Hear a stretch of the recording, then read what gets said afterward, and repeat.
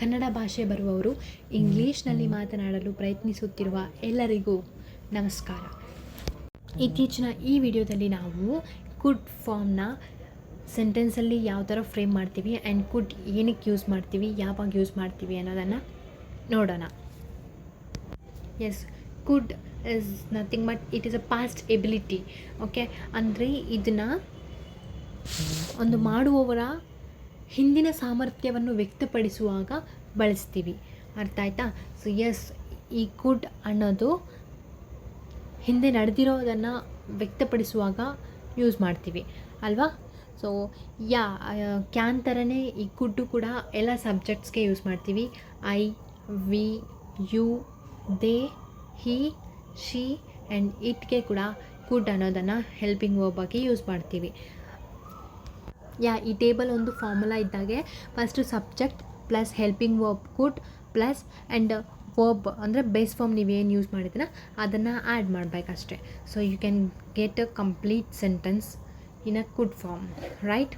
So yes, ಈಗ ಈ ಕುಡ್ನ ನೆಗೆಟಿವ್ ಆಗಿ ಹೇಗೆ ಅನ್ನೋದನ್ನು ನೋಡೋಣ. Yes, same can plus not, cannot ಅಥವಾ ಕಾಂಟ್ ಹೇಗಾಗುತ್ತೋ ಇದು same could plus not, could not ಅಥವಾ ಇದನ್ನು ಕುಡುಂಟ್ ಅಂತೀವಿ. ಓಕೆ, ಅಂದರೆ ಕುಡ್ ಅಂದರೆ ಆಯಿತು ಅಂತ, ಕುಡುಂಟ್ ಅಂದರೆ ಆಗಿಲ್ಲ ಅಂತ. ಅರ್ಥ ಆಯ್ತಾ? ಸೊ ಎಸ್, ಈಗ ಕೆಲವು ಎಕ್ಸಾಂಪಲ್ಸ್ನ ನೋಡೋಣ. ಈ ಎಕ್ಸಾಂಪಲ್ ನೋಡಿ. I could help them. I could ಅಂದರೆ ಎಲ್ಲ ಸಬ್ಜೆಕ್ಟ್ಗೆ ಕುಡ್ ಬರುತ್ತೆ ಅಲ್ವಾ? ಸೊ ದ್ಯಾಟ್ ನಾವು ಐ ಕುಡ್ ಹೆಲ್ಪ್ ದೆಮ್ ಅಥವಾ we could help them, they could help them ಆ ಥರ ಹೇಳ್ಬೋದು. Okay, so yes, I could help them ಅಂದರೆ ನಾನು ಅವ್ರಿಗೆ ಹೆಲ್ಪ್ ಮಾಡ್ತೀನಿ, ನಾನು ಮಾಡ್ಬೋದು ಅಂತ ಹೇಳ್ತೀವಿ. ಈಗ ಇದೇ ಸೆಂಟೆನ್ಸ್ನ ನೆಗೆಟಿವ್ ಆಗಿ ಕುಡ್ ಪ್ಲಸ್ ನಾಟ್ ಕುಡ್ ನಾಟ್ ಆಗುತ್ತೆ, ಅದು ಕುಡುಂಟ್ ಅಂತೀವಿ. ಐ ಕುಡುಂಟ್ ಹೆಲ್ಪ್ ದೆಮ್ ಅಂತ ಅಂದರೆ ನಾನು ಅವ್ರಿಗೆ ಹೆಲ್ಪ್ ಮಾಡೋದಕ್ಕಾಗೋದಿಲ್ಲ ಅಂತ ಅಲ್ವಾ? ನೆಕ್ಸ್ಟ್ ಇದನ್ನು ಕ್ವೆಶ್ಚನಿಂಗ್ ಫಾರ್ಮಲ್ಲಿ ಫಸ್ಟು ಹೆಲ್ಪಿಂಗ್ ವರ್ಬ್ ಬರುತ್ತೆ, ನಂತರ ಸಬ್ಜೆಕ್ಟ್ ಯೂಸ್ ಮಾಡ್ತೀವಿ. Couldn't I help them and question mark is important. ಇದೇ ಸೆಂಟೆನ್ಸ್ನೀಗ ಕ್ವೆಶ್ಚನಿಂಗ್ ಫಾರ್ಮಲ್ಲಿ ನೆಗೆಟಿವ್ ಕಾಂಟ್ರಾಕ್ಷನಲ್ಲಿ ಹೇಗೆ ಯೂಸ್ ಮಾಡ್ತೀವಿ? ಕುಡುಂಟ್ ಐ ಹೆಲ್ಪ್ ದೆಮ್ ಅಂತ, ರೈಟ್?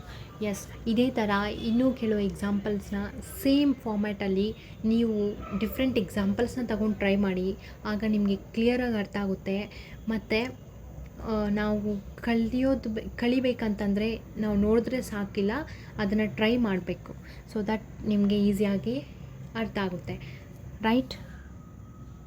ಈಗ ಈ ಎಲ್ಲ ಎಕ್ಸಾಂಪಲ್ಸ್ನ ಅದೇ ಫಾರ್ಮ್ಯಾಟಲ್ಲಿ ನೀವು ಟ್ರೈ ಮಾಡಿ ಆ್ಯಂಡ್ ಕರೆಕ್ಟ್ ಆಗಿದೆಯಾ ಇಲ್ವಾ ಅಂತ ಒಂದು ಸರಿ ಚೆಕ್ ಮಾಡ್ಕೊಳ್ಳಿ.